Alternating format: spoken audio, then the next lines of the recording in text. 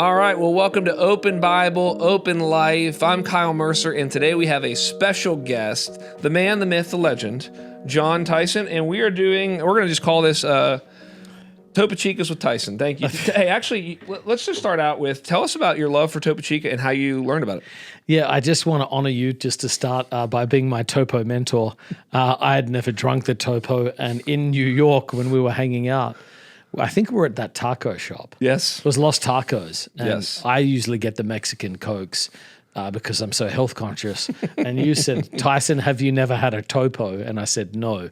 And really, there's been many areas of my life where your leadership has marked me just like that. But that would be first that and was foremost. That was Yes. first and foremost. Yes. Well, you and I have hung out a couple times, mainly when got to come up to New York City with a group of us, spend some time with you, and we got to hear your story. Part of what I want to do today is I want our church to hear a little bit more of your story. Okay. So you have that beautiful Australian accent, okay, but you're in New York City. So tell us this first. How did you become a Christian?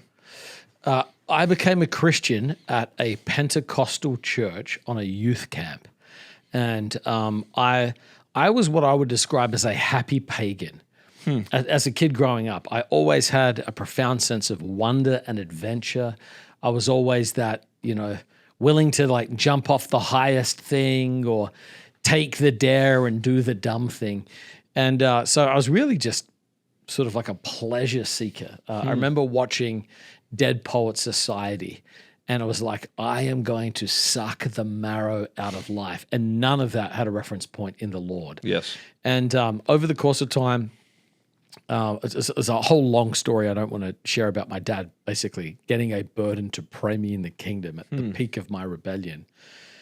So I'm a son of my father's tears. But I started going out with a girl that went to this big Pentecostal youth group, and then a bunch of my friends started going to this Pentecostal youth group. And when I first went to it, I just remember thinking, wow, this is a cult. Yeah. Like, wow, this is amazing. I never thought I'd personally witness a cult or get to visit a cult. This is incredible. They're a lot more friendly than I thought. This is like in a basement with the lights out, with hands raised, and kids speaking in tongues out loud. And I didn't have a reference point for any of that. Yeah. But I was drawn to it because here's why. They were more passionate about God than I was about sin. And I'd never met anybody with more passion. I just did not have a grid for how can you be so passionate about something you cannot see. My sister became a Christian. She became very worried for my soul. Remember my sister one day, we were out driving in the hills and she said to me, John, don't you know you're going to hell? And I just remember being like, shut the hell up, going to hell. What are you talking? What is that wacko stuff? And 6 months later, I'm praying in tongues and I'm a Christian, mate. Wow. God got me. He just sort of came after me. A bunch of people's influence in my life triangulated. Like many teenagers, I went to a youth camp and had sort of a last night of camp experience. The youth pastor, I experienced 1 Corinthians 14. I experienced that passage. If you're prophesying and an unbeliever is in the midst, it says the secrets of their heart will be revealed. They'll fall on their face in worship and they'll say, surely God is in this place. Wow. That's what happened to me. I had these deep longings in my heart around the purpose of life. Why am I here? I had these deep, almost like hard to articulate longings. And I'd never shared some of the phrases of these longings. And the youth pastor at the front stopped and said, Jon Tyson, God has given me a word for you. And then he just read all of these phrases I'd never shared with anybody. And I remember thinking, who told him? But then I remembered I'd never told anybody. Wow. And he said, this is God letting you know he loves you. And I just was like, oh my gosh, there is a God, and it's true. That passage, Paul is quoting that passage from the book of Zechariah. And that's the passage that it says, 10 Gentiles will grab the hem of one Jew and say, let us go with you to Jerusalem and worship, for we have heard that God is among you. And Jonathan Edwards says that is the best verse in the Bible to describe what revival is like. The presence of God is so strong on someone or a community that non-believers are like, we want what you have. So I experienced that. So I came into a youth group where the kids got up at 4 a.m. to seek God for a move of God in their schools. I came into a youth group where the services were 3.5 hours long. You didn't go to church for the singing or the preaching or the friends. That was all a bonus throw in. You went to church because God was at church. And that's how I became a Christian. I was just brought in by the power of God. Just changed my life. My parents were so worried at how much I was transformed by the gospel. They thought it was too extreme. Like they were worried about who I became as a Christian because of how much of a personality dynamic there was in terms of transformation. So you come to faith in Christ. You're in Australia. Yes. How early on do you feel called to full-time ministry? The day I become a Christian. Okay, tell me about that. I didn't have language for this, but I was like, whatever this is the rest of my life. Like this is the thing I've been looking for. This is it. This is the end of the quest. How old are you? 17. You're 17. Okay. It was the day I turned 17, yeah. So your birthday and your spiritual birthday the same day. That's it. I was like, I'm about this life. Wow. Okay, how do you get to America? So I start... A plane, I'm guessing. Yes, I start Japan Airlines. I start going to this youth group. It's amazing. Wakes up my destiny. Gives me a sense of vision. Incredible youth pastors. Men of faith, men of vision. And so I go to this big youth festival in Sydney. And when I'm at this youth festival, there's a big concert and I'm not into the concert. So I walk out to the field. There's this big open field and I'm just praying, God, please use my life. At this point, I dropped out of high school at 16. Okay, so I'm working as a butcher in this meat factory. And I do not want to be a butcher for the rest of my life. And I'm like, God, please use my life. I just want to serve you. Here's my whole life. And I have this vision out in the field. It sounds super dramatic. And it would sound like rubbish, except I've lived the vision for the last 27 years of what I can only describe as Google Earth. It's so hard to explain. I felt like I was taken in a vision above the United States, a map of the continental United States, and God sort of gave me a bird's eye view of these cities and said, I want to use you in America. And this is so real to me, mate. I run out of the field, find my youth pastor and say to my youth pastor, I've just had this vision from God. Now the whole time they're like, young men shall see visions. And I'm like, I think I saw one. Yeah. I go to my youth pastor and I say, I think God's going to send me to America. And I remember him saying, oh, that's great. Really affirming. But like, why would God send you to America, mate? It's full of Christians. It's full of seminaries. And this was the phrase he used, pumping out pastors. I love that you want to be in ministry. You should stay in Australia. Australia is really like a pagan secular nation. And I was like, that's probably true, but I think I'm going to America. So that sowed this vision in my heart. So I go back to this butcher shop. I'm just crying out, God. Paul's like, pray that a door will open for I'm like, open a door to America. Get me out of the butcher shop, So I'm praying this prayer. And I don't know. One day my dad calls me at the butcher shop a month before my apprenticeship runs out. And he says to me, hey, your apprenticeship's almost done. Do you still want to go to Bible college? And I'm like, yes. And he says, well, through a series of really extraordinary events, I've been able to get you a scholarship to study theology, but there's one condition. I was like, great. He said, it's in America. Are you willing to go? And I was like, it's been nice, Australia. Thank you so much for this amazing childhood. Your boy is out. And so I moved to the US when I was 20. So I was a late freshman. They let me into college without a high school diploma, which was amazing. And I had a scholarship to study theology. So I was in the pastoral ministry, biblical studies major.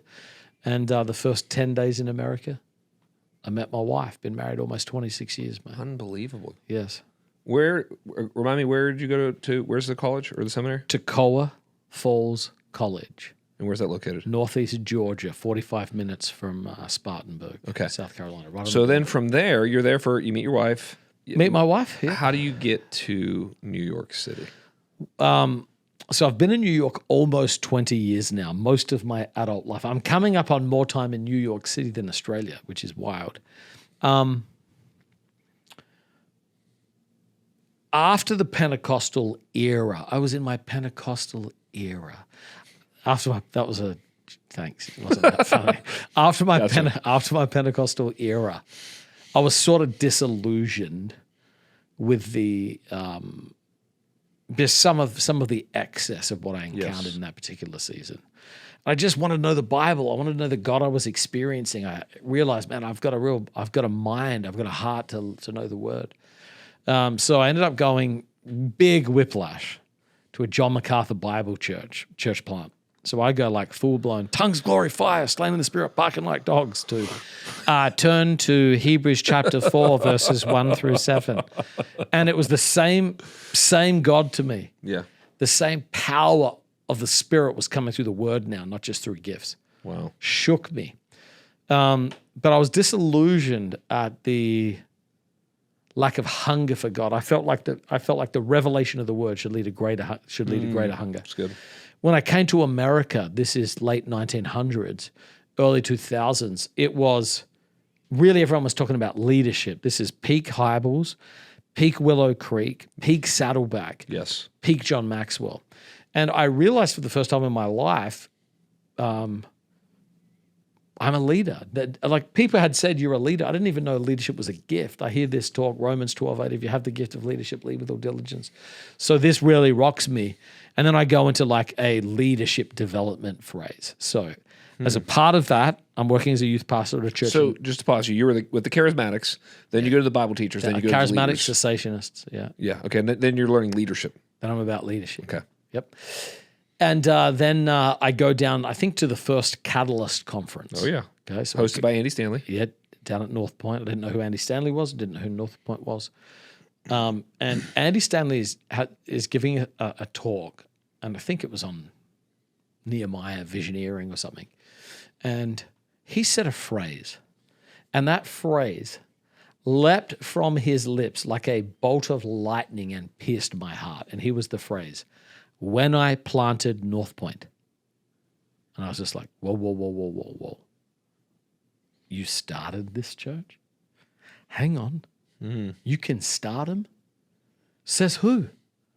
Whose permission do you need as a Protestant to start a church? Who lets you do that? Is that a job description? Can you do that and serve God? I saw this, it was so naive. I'd never considered. I sort of thought like, Jesus started the church and had just been humming along.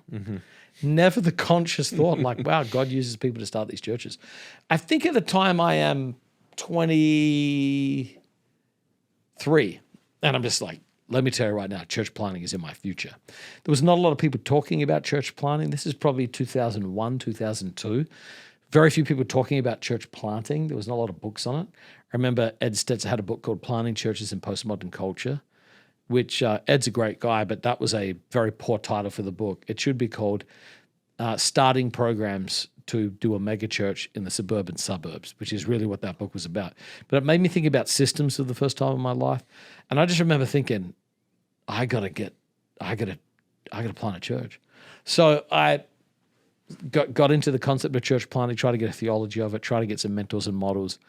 I wanted to plant a church in Las Vegas for a while. I wanted to see the strip shut down, like Paul touched the economy of Ephesus. Ooh. Young man's got a dream. Come on. Quickly realized that was not for me. Went to New York after 9/11 and went up to Brooklyn Tab to go to Brooklyn Tab's prayer meeting and pray for the city. And mate, the dream was born. Come on. Tell me the story. So you're there. I'm there. I don't know what Broadway is really. I don't have an understanding for the cultural dynamics of New York City. But I'm haunted by these memories. When I was 14 years old, I would go into the city of Adelaide on the O-Bahn bus, which is like this amazing bus system from Germany where the buses become trains and go on tracks. It's an amazing system.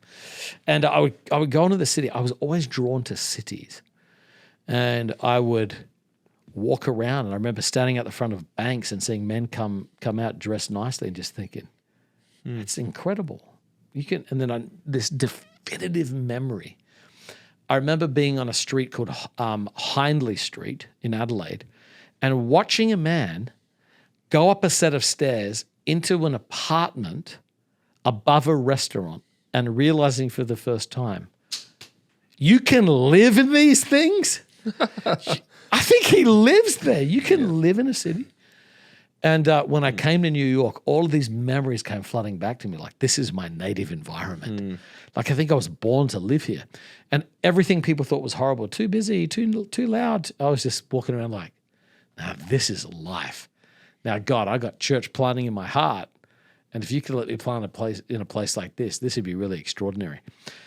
That's where the dream was sown. And then I realized that I needed to be under a leader to train me for church planting.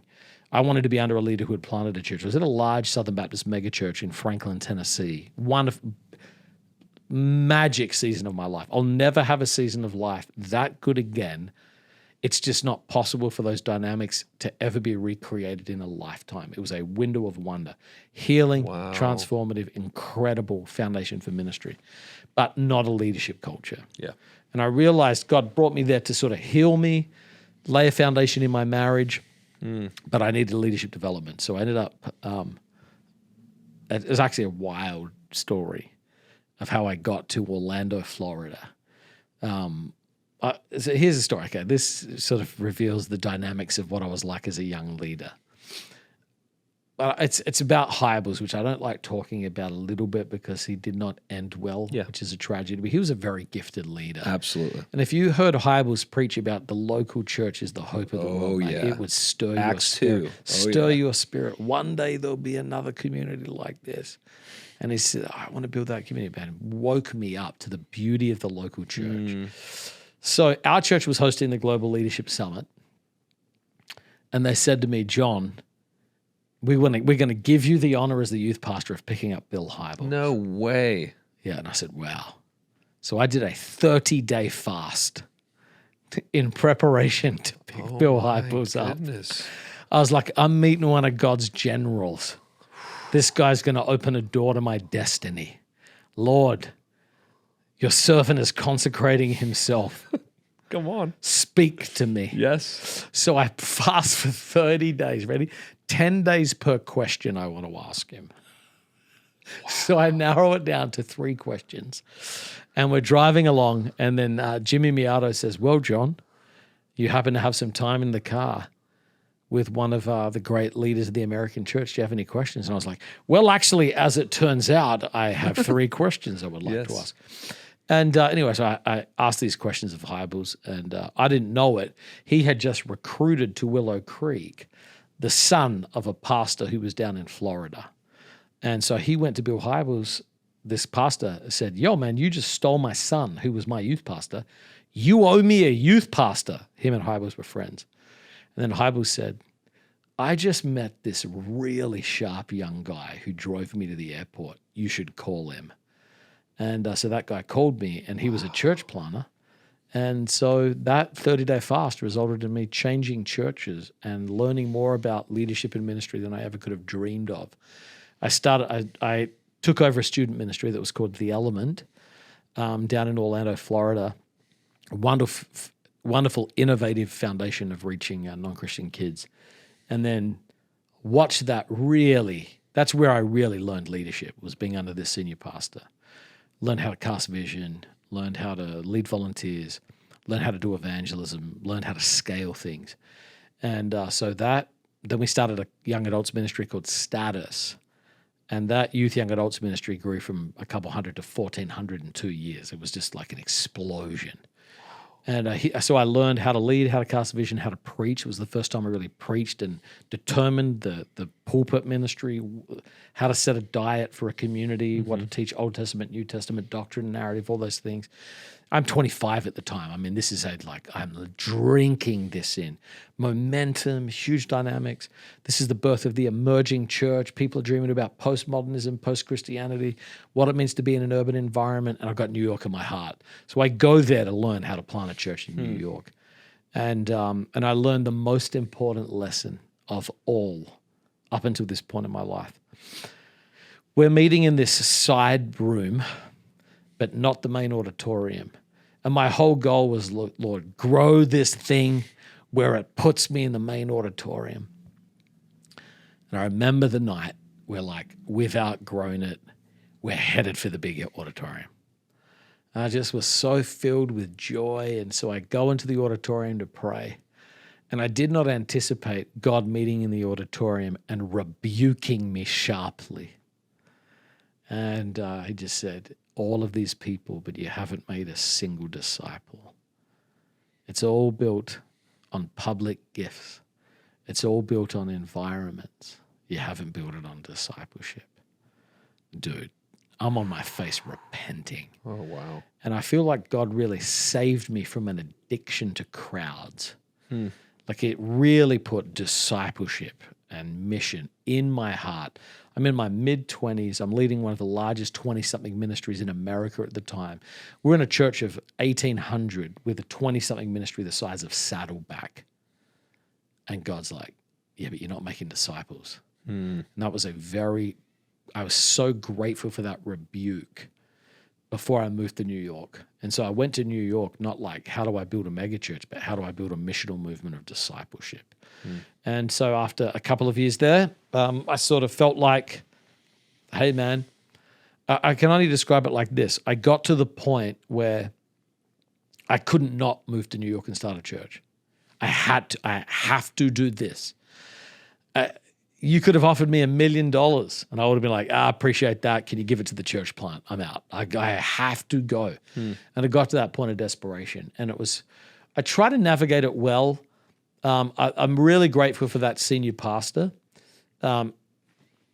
He very kindly showed me what I did wrong when I left while blessing me to leave well. And he didn't have to point out my leadership errors, but he did it out of love for who he saw me, who I was going to be in the kingdom. And I always remember the kindness, and he didn't rebuke me, and he had every right to. I just was naive. But he just said, hey, I want you to imagine. He basically created an imaginary adjacent situation, asked how I'd respond, and then showed me what I did in that exact situation and how I got it wrong. I was very, very grateful for sort of like those leadership lessons when I moved. But anyway, in 2005, I sold my home, all my worldly possessions, gave all the money to the church like we read about in the book of Acts, paid off my whole team's debts, moved to New York, and started a church. Wow. And that's how we got there.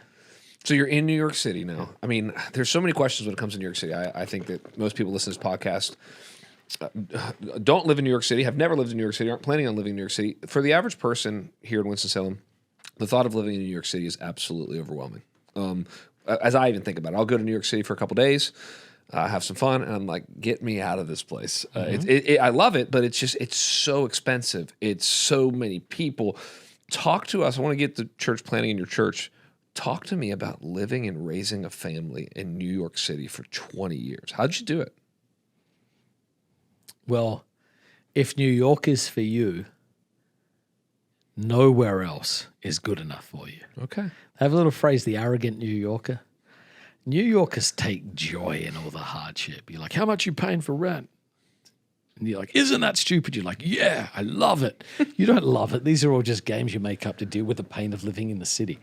But, oh man, I view myself as a missionary to America. I mean, I feel sent by God here. I'm living in, honestly, in many ways in that vision still I had when I was a kid in the field in Australia, you know? And listen, I'm not prone to quote unquote visions and stuff. That was a one-off in my life. I've never had anything like that again. I mean, it was like a hinge of history for me. It opened a door.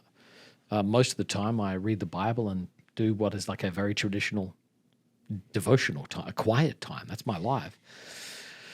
But I do view myself as a missionary to America, you know. So I have a missionary mindset. New York is not so I'll say this. Here's who's going to fail as a church planter in New York. Someone who comes to quote unquote see how it goes. Give the money to someone else and do not bother coming. New York is not a place you see how it goes. Here's someone else who doesn't do well in New York. You want to plant somewhere cool. New York is not cool. New York is hard. So someone who wants to plant somewhere hard will do well in New York. But most people think, oh, it would be amazing to live in New York. And as it turns out, it is amazingly hard. So I think I had such a profound sense of call. You know, I mean, it's very hard to articulate the inner dynamic. But I feel like I have heard the Lord say, preach my word and be faithful to me here. And that is it. So I'm living out of a deep sense of obedience. I have no release and no desire to move to another city and pastor at another location. Every year I get a fresh chance to go somewhere else and do something else. Why? I wouldn't want to do that. So I love it. I mean, so what was it like? Well, the first 4 years or so, I lived with 2 kids and 2 roommates and 2 dogs in a 580 square foot apartment. It was like, I don't know what you would call that. Tight? That's one word. The thing is, but you know, it's all about your psychological framing of the situation. If you have a big house in the suburbs where your kids almost get a wing, like they're off in their wing, it's like you never see them, man. They sneak away to their bedrooms. They just live these autonomous lives. In New York, you're on top of each other. You see each other all the time. You're bumping into each other. It's very good family dynamics. I really like that about it. In New York, you're not paying for the apartment. You're paying for the neighborhood. You know, and we lived at 105th and Broadway when we first moved there, and very, very wonderful memories. Playing in the middle of Broadway with my kids under cherry blossoms that, you know, felt like they were on fire. You know, eating an apricot brioche and drinking a latte at the Silver Moon Bakery. My daughter to this day, she's almost 22, will say, Dad, some of my favorite times are when before school in kindergarten, you would take me to Absolute Bagel on Broadway. And we'd have a bagel before school. My kids fell in love with New York because of that. So, yeah, there's space dynamics. There's definitely sort of secular dynamics. There's no, you know, your kids for the most part are getting indoctrination, not education from the public school system. That's very challenging. My son went to a public school and we pulled him out of it because the first day he came home saying mother effer. And my wife was like, oh, what did you say? It's different. Yeah. She's like, oh, why did you say that? And all the kids at school said that. And she's like, oh, well, I think we're going to hold you back a year. And he got kicked in the head on the first day of school. Kicked in the head. Yikes. And he had this like bulb on his head, this bruise that's almost sort of calcified. And it was tough. That was very hard. But we loved it, man. I mean, the sense of adventure. Sense of adventure. You're in New York City. That's Everything right. you did was like, oh my gosh, that was in a movie. And the thing is, New York is filled. So there's many good things about New York: diversity, culture, opportunities, the world-class nature of the city, family dynamics, the kind of people you're exposed to. It's incredible. Many downsides: secularism, godlessness, exposure to sexuality early that I would just totally wish I could redo. But you have no choice living in a place like that. But I will say this, it made me an intentional dad, and it made our family an intentional family. I couldn't rely on a Christian ecosystem. You know, I couldn't rely on a great youth group and a supportive school system. Or I just was like, That's a good point. Yeah. I had to get into it. I had to try and disciple my own kids. And so I'm really thankful for that gift. I wrote a book called The Intentional Father. And some people say, well, that's super intense. I'm like, man, if you lived where I lived, you would have done the exact same thing. Yeah. It required it. I had 2 options: watch my kids be swallowed by the secular dynamics of the city, or give myself to disciple them. Yes. There was nothing in between. So I, you know, by the grace of God, really tried to sort of lean in and invest in my kids. And they're both wonderful young adults now. But so it was many, many upsides, many, many downsides. But underneath it all, a profound sense of call. And where there is a call, there is a divine enablement to complete the call, even if it's hard. That's good. So I've always operated with an extreme awareness and measure of grace about my call. And when it's obedience, you're liberated from success. Our church is a large church in New York City now. I'm probably in the sweetest season of ministry in New York I've ever had. It's just going so well. But if it shrunk down to 80 people again, I think I could pastor with as much joy and satisfaction with the sense that I'm doing what God's called me to do. So you get up to New York City, and at some point you get connected to the late Tim Keller. Yes. We don't have to talk about him at length, but just he would be an influence in our church, an influence in my life. Yeah. I just had a chance to meet him one time briefly, but I know that you spent a good amount of time with him, I believe. Yeah. Would you consider him, when it comes in pastors in New York City, one of your main mentors? Oh, yeah, in a category of one. Okay. Can you just, tell us a little bit about, what a great guy, finishing well. Yeah. Starting movements, but really establishing institutions, the Gospel Coalition, city to city. I think, as I understand it, Redeemer, his church, really, in the best sense of the word, explodes on the other side of 9/11. Yeah. But tell me about your experience with Tim Keller and some of the lessons that you learned being with him in New York City. Well, I hadn't heard of Tim before I moved to New York. When I was moving to New York, people were like, "Oh, there's a Presbyterian guy," and I was like, "I think I'm good." And then I went to a Redeemer worship service, and Tim wasn't preaching, and I was like, "This can't be it." Yeah. It was classical music. There was no air conditioning. It was super hot. They had a fan the size of a jumbo jet. No. And I was sitting behind it and couldn't hear a thing, and my hair was blowing in my face. And I was like, how is this the biggest church in Manhattan? And but then I heard Redeemer had a program where if you went through their basic training, they gave you $15,000. And I was like, I'm going through the next round. So I went through it and I was like, oh, this is really interesting. And then someone gave me a Keller sermon, and it was called The Gospel and Yourself. And I put it on.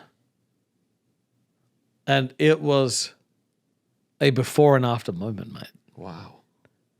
I just remember thinking, there is and it's what he would call renewal dynamics. It was Richard Lovelace's stuff on like getting the gospel into the heart. I just remember thinking, there's levels, and this dude's in another level. So I finished the Redeemer training, and Mark Reynolds comes to me and says, hey, Tim's got a mentoring group. It was called the Redeemer Fellows Program. It's his first round of doing it. And, he said, he was very complimentary, but he was like, what I like about you is your agility. Like, you're super flexible. And I was like, it's because I view myself as a missionary. I'm not I have a cultural form of faith from being the suburban megachurch, but I'm not addicted to it, man. I'll drop this tomorrow. And so I was very teachable, and they were like, this is a very rare trait, to come to New York and be teachable. And they said, I think you should really consider being a part of this Redeemer Fellows program. So there were 6 of us, I think, that first year, went through Keller's first Redeemer's Fellow program. I still have my notes, almost 1,000 single-spaced, double-sided PDFs of mentoring with Keller. Treasure mine, mate. I think he edited that down by 600 pages and turned it into Center Church. But, it was extraordinary. He would just have the best answers you've ever heard on any topic, ever. You just I remember just thinking, how do you even know these books to read these books and let alone milk it of content? Like, who even tells you to read these books? And so here's some of the things that the impact Keller had on me. Figure out the 7. This is the impact. This is not what he said to me. This is what I took away from it. I could give you my favorite Keller axioms, but divide human knowledge into 7 categories and commit to having at least an undergraduate level of education in all the 7 fields of knowledge. That's a takeaway from Keller. Do you remember the 7? Yeah, but it's too much. I'm guessing history is going to be one. Yeah, exactly. History, science, art, philosophy, humanities.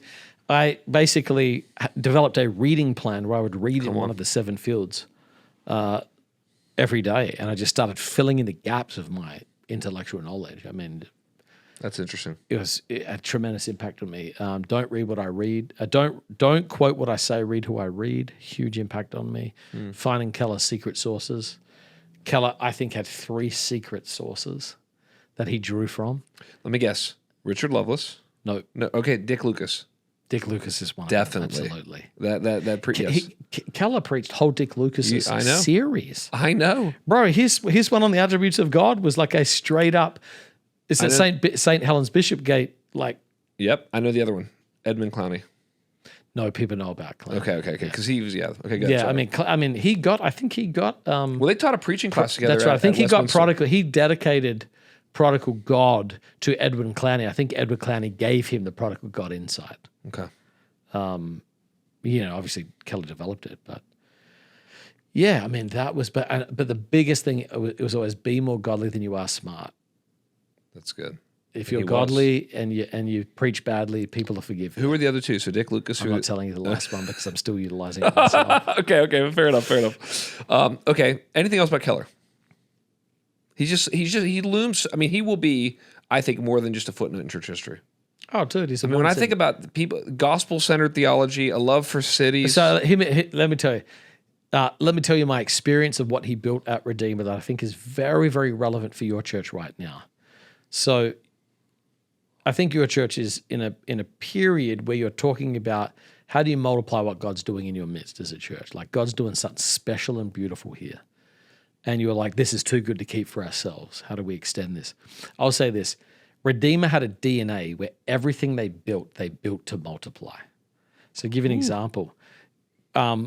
Our church, so the church that I pastored, that grows to a large church, okay? And we're like, we need a counseling center. So we go talk to the people at Redeemer, and they're like, oh yeah, we have a whole manual ready on how to start counseling centers because we anticipated the day we'd have to multiply counseling centers and one in the city would not be enough. Wow. Dude, who's building a counseling center with a vision of multiplying counseling centers? Keller. Wow. Everything they did, they built it to be able to multiply and scale to bless the city. I took that away from him. The other thing that was such a gift from Redeemer, particularly in the early days, they were so generous with other church plants, mate. If you had a vision for your city, if you had a vision for New York, and that you had some credibility and they trusted you, man, they just opened the checkbook and say, get after it. Amazing. So I remember we planted a church in the Chelsea neighborhood of Manhattan. I remember going to one of the guys at the church planting center and I was like, as far as I can tell with all of my research, there's no evangelical church in the Chelsea neighborhood. And I'm going to start one. And I think I can get 150 people at my, I'm going to do this. Will you fund me? And they're like, great. Write me a 2-pager. So I write them a 2-page document and they hand me a 6-figure check. Get after it, man. Come on. Now listen, I'm a charismatic church. I'm not PCA. They were like, we don't care, man. Gospel-centered. You love Jesus. You believe in the gospel. We're here for something bigger than ourselves. They were so generous. Keller was so conservative. This is a cessationist, PCA complementarian. Mm-hmm. And they were like, hey, dude, he did once call my theology loosey-goosey, but I was like, that's what all extreme Calvinists believe, that everyone else is loosey-goosey. Mm-hmm. But they funded my brains out because they had a vision and they loved us. I was so grateful. And then Keller took a bunch of our pastors through that fellows program that I went through, and they were so generous with resources. He really had a vision for the kingdom of God in New York City that was exemplary. That's the biggest thing. I don't think I've ever met a pastor in a city more generous and more visionary about God planting churches and helping that happen in a city. It was spectacular. Incredible. Two other things I want to make sure we talk about before we close. One is your passion for revival. Mm-hmm. You are a student of revival. How did that? Obviously, it sounds a little bit like, man, even how you came to Christ, some of the personal renewal. But tell us why you love revival so much. I mean, you travel to see them if they're happening. You go to where they have happened, even if it was 100 years ago. But every time you talk about it, it just encourages me in my heart. Tell us just why you love revival so much, and then just encourage us with some stories. Well, it's not that I love revival so much; it's that I love God, and in revivals, you get more of God. Yes, Jonathan Edwards called revival an acceleration of the normal work of the Spirit. There's nothing to fear about a revival. But they can crush you. Imagine if the amount of people that came to Christ, how old is your church now? 7 years? Yes. Imagine if the amount of people that came to Christ in the last 7 years came to Christ in the next 7 days. Could your systems handle it? No, they would crush you. Imagine you baptized, this Sunday, all the people that you baptized in the last 7 years, you'd run out of water. Yes. Well, that's what happens in revival, mate. You get decades in days, as Mark Batterson says. I love that phrase, decades in days. And Yeah, and you see God's just on display. He takes the field. He's the God you've heard about is strangely present. And the Bible has 16 revivals in it from the Old to the New Testament, 16 distinct revivals. And when you read about them, they're our favorite parts of the Bible. It's when God shows up. It's when God shows you who he is and what he can do, shows you his heart and power. So, and then when you study church history, and you look around, there's a massive gap between the God of the Bible, the God of history, and the God of our own experience. And I think that provokes me to say, did God change? No, then what changed? Us. And then when you study revival history, you realize is that revivals come in times of decline. And while everybody's wringing their hands, you should be smiling with a glee and interceding like crazy because these are the days when revivals happen. So I got birthed in, honestly, like I've really thought through my language. I think our youth group experienced a revival. Sounds like it. Yes. Yeah, I mean, like when I understand revival dynamics and what revival is, I think our youth group experienced a genuine revival. Some of the biggest churches in different cities in America are from kids from that youth group who moved to the US, like I did, and started those churches. And two of the biggest churches in Nashville are from that youth group. Just wild. Unbelievable. Yeah, wild stories. So that was a special season. And, I'm a 17-year-old kid getting up at 4 a.m., riding my motorbike to the main street of our city, getting on my knees, taking communion, and praying for a move of God in my city at 17. You. Come on. That just felt like the most normal response. That's how you were introduced to this is Christianity. Yeah, that's like other kids were getting up and praying for their schools, but I dropped out of high school. So I went to the city instead. That was I thought that was normal Christianity, mate. We'd do half nights of prayer where the church would just get after it. You had to fast, you wanted to fast every week the night your small group was on. I mean, this was the days of heaven on earth. Wow. And the truth be told, I remember going to the next Pentecostal youth camp where I'm a leader at the next one. And we were talking about Joby Martin, his thing, the problem with adults is they stop going to youth camp. I remember having this distinct thought at 18, which was, what am I doing on these camps that I'm not doing in regular life that's producing this experience of the presence? That's a great question. And I remember thinking to myself, there's more prayer, there's more worship, there's more fellowship. I will keep the culture of this youth camp in my heart till I'm dead.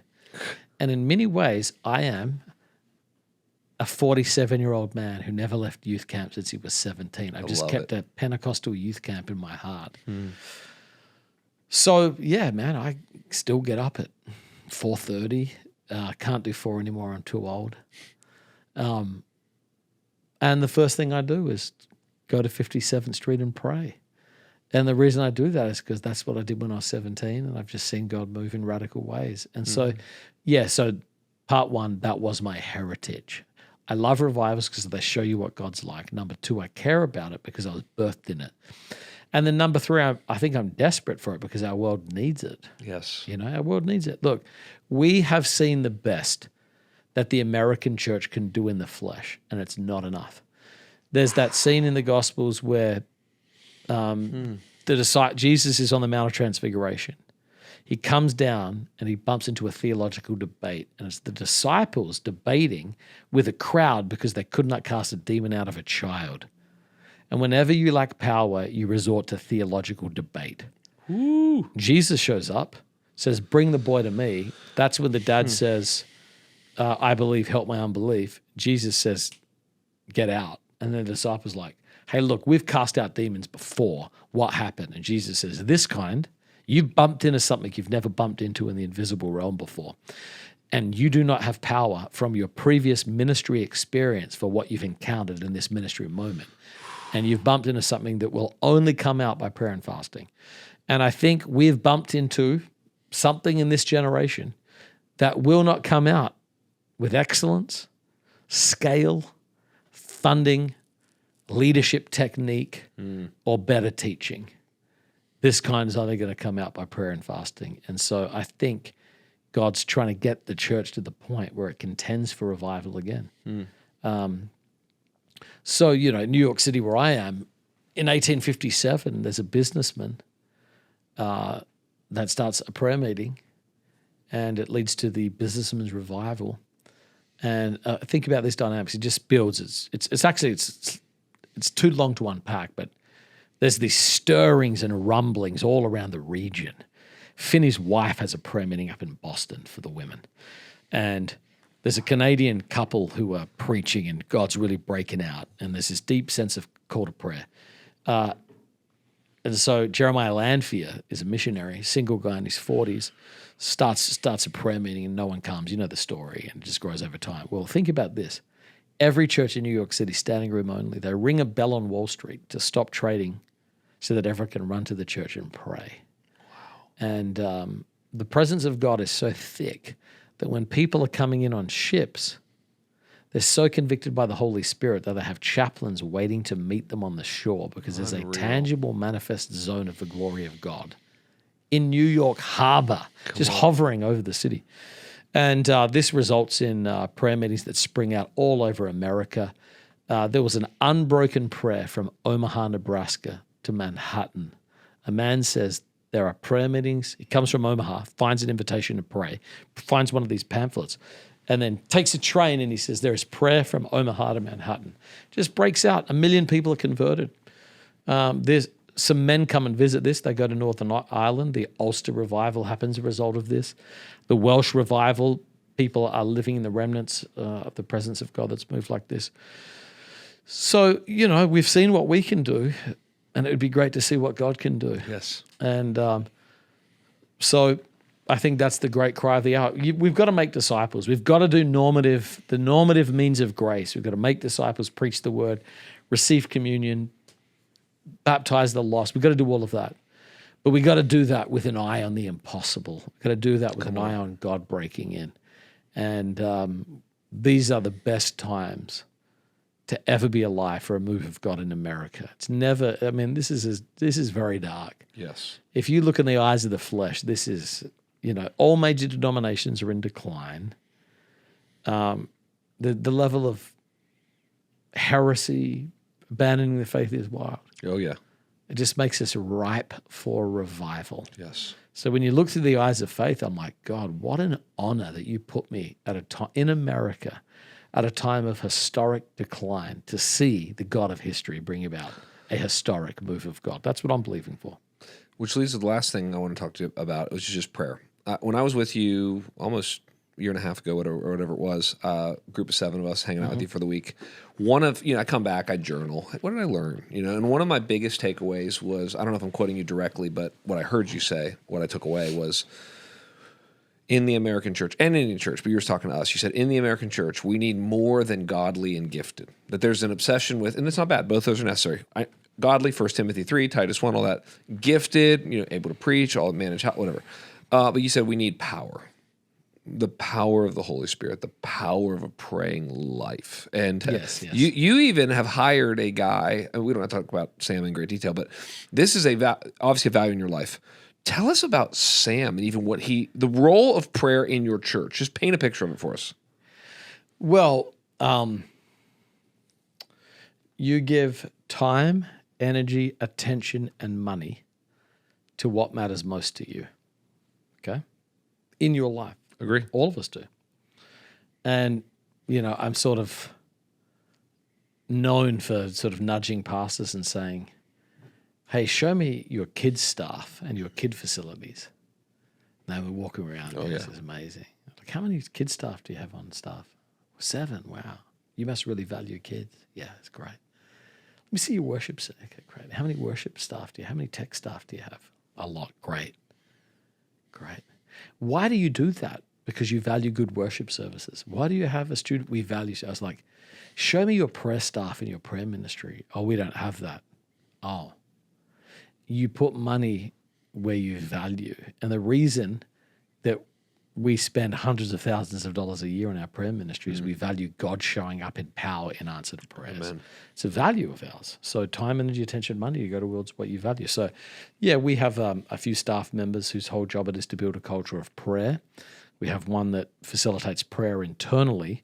That's Ashley. And then we have Pastor Sam, who sort of oversees Pray NYC, which is sort of a city-facing prayer movement, and does a bunch of stuff with other pastors in New York too. So we realized that Satan hates prayer. People don't know how to pray. They don't know how to be bored in the presence of God. And that anything that becomes world-class requires funding and staff and training. And so we've just determined to put funding and staff and training and get world-class at prayer.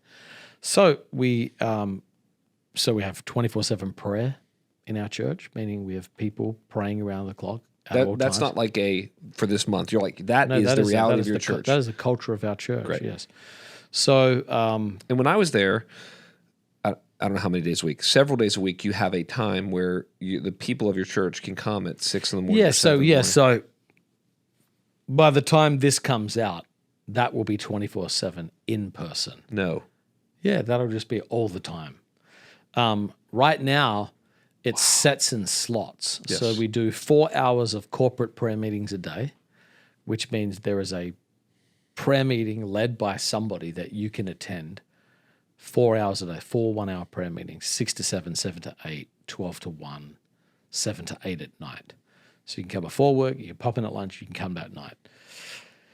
And, one of the most amazing things, I mean, I got there this past Monday morning. I walked into the prayer set. I got there at 5:40. And I walked into a wall of the presence of God. Come on. Like electricity. Like I walked in the room and there was probably 3 people in the room that early.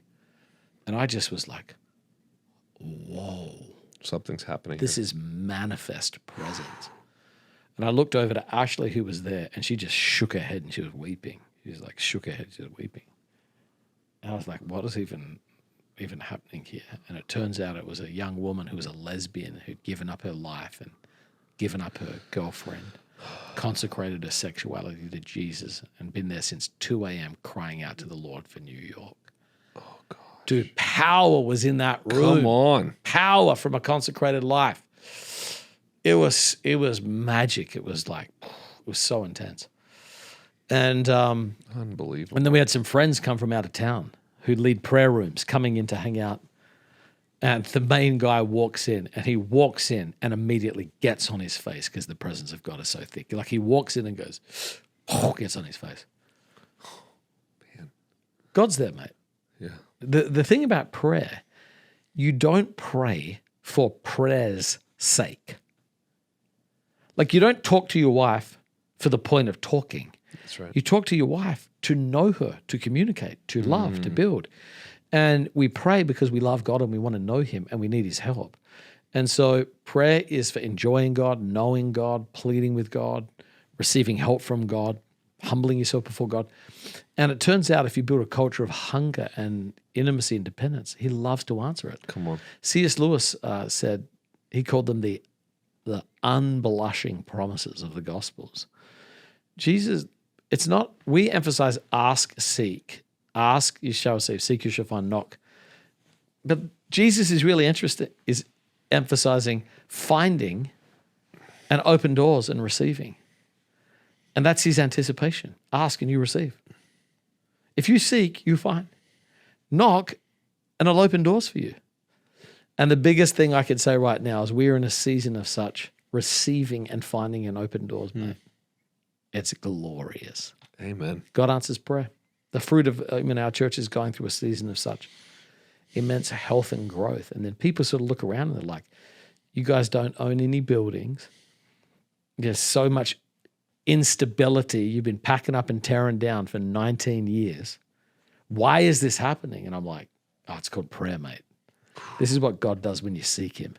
So there's a God factor that we can take no credit for about how our church is doing, which is God is helping us because we ask for help.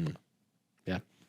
Final thing. we're in about, what time is it? In about an hour and a half, you're going to address the men of our church. Yes. This podcast is obviously going to come out afterwards. Some of the guys are going to watch this. I asked you this in front of the staff. Maybe you'll give the same answer. It's a great answer. But just ask you again, what are you? I think you told me you've given a version of what you're going to say tonight 21 times in the last 14 days, something like that. Yeah, I've preached that much. Yes. So we're excited. I've refined it to its essence for you. Yes. Well, what are you thinking? How are you thinking, praying as you come into any of these events, these men's nights? Like, what is your hope for the men? I want the wives to hear that who freed their husbands up to be there. I want the men who hear that who go, what happened to me? I want them to hear you from your heart. Like maybe you'll share some of this tonight, but you got on a plane, you came down here, you're doing a lot of things. You wrote this new book, Fighting Shadows. Tell us about your heart for men. Well, I think it would be young men, I feel like, have no vision for their future. It's hard to know how to be a man in the world today. I want to give them clarity so they can live with a kind of joyful clarity. Was it joymonger? Yeah, yes. Yeah, listen, man, I'm trying to raise young joymongers. I want to help young men have a hunger for God and a hunger for life and live with clarity and confidence. I want to give them vision for who they can be in the world, like Jesus. For men who are sort of in the middle of their life and they're just sort of grinding it out and they're faithful and weary, but the gift of God is being neglected, the fire's gone out. I want to stir their faith to believe for God, believe for more. They are not destined to have their hearts slowly die while they just pay the bills for the next 30 years. I want them to sort of feel God's got something for them. Yes. And then for the elderly who sort of feel like it's over, Acts 2 says, young men shall see visions and old men shall dream dreams. I want the elderly to get another dream for their life. You know, when the Spirit comes, the dreams come for the elderly. And I want to see older men get a vision of like these days being glorious days. They got wisdom, they've got perspective, they've got insights, and I want God to fill their hearts with the vision of how to do it. I want to see them break free from sin and walk in confidence and authority. I want them to get energy to sacrifice for others in love joyfully. And I want them to become like Jesus, man. I think Jesus is the best man who's ever lived. Yes. If we had men like Jesus, I think the world would rejoice. And so I want men to be empowered and filled with faith that God's got more for them and they can experience it by leaning in. In Fighting Shadows, now the men who come tonight, they're gonna get a copy. When does it officially come out? Where can we get it? Well, 200 of those men are not going to get a copy because more people registered than we had books for. So they could go to Amazon.com. That's true. Yes. And they could just search Fighting Shadows. And you wrote this with Jefferson Bethke. Yeah. Comes out when? May 21. Okay, so that's in like a little less than 2 weeks. Yeah, that's correct. Yeah. Well, John, thank you. I was going to say, it's a... Yeah, go ahead, please. Please, sorry. Forgive me. Say more. It's a great book for a men's study this summer. That's great. Yes. Listen, when's the last time we talk about sex, we talk about porn, but when's the last time someone asked you, when did the shadow of ungodly sex enter in your life? What are the roots of that stronghold in your life? Let's go back and figure out how to rip this out, dig this up. So you would recommend this is a great book for men to just, we have something in our church. So we have our worship gatherings, we have our community groups, we have our, what we call them DNA groups. Yeah. Disciple, nurture, accountability, 3 to 5 men, 3 to 5 women. Awesome. I'm hearing you say this would be a great book for some of our DNA groups to go, let's take, I mean, how many chapters is it? 7. Okay, let's take 7 weeks. Let's take 2 months, whatever. Let's walk through this and have some deep conversations together. Yeah, because I run with Jefferson. I run something called Forming Men. Yes. It is a spiritual formation and discipleship ministry for men, and we have talked to thousands of men about the core issues in their heart. Yes. And there's probably 30 we could talk about, but we try to collapse them down under Makes these sense. 7 themes. So yeah, these are going to 3 out of 5 of these will be issues in your life you're struggling with. And for some people, it'll be 7 out of 7. But these are just core issues that men talk around but don't talk through. That's deep. They acknowledge, but Yes. they don't fight. They don't know how to deal with. They don't know how to get to the root of it. Yeah, that's exactly right. And so we try to pick these things. And I've seen you've got some workbooks, it looks like, as I was looking on Yeah, Instagram. you can get- So there's other resources that, once we get that resource, we can come alongside to go deeper. Yeah, if you go to fightingshadows.co, all that stuff is there. Great. John, I am so excited. I've gotten to sit under your preaching multiple times, your impartation. And great. I'm very excited for the men to hear from you tonight. Maybe, I hope at some point in the future to bring you back, have our whole church hear from you. And so thanks in the midst of a busy schedule for even being willing to shoot this podcast. And I look forward to doing it again next time. Hopefully you're in town. Mate, Thanks. Thank you. This was great chatting.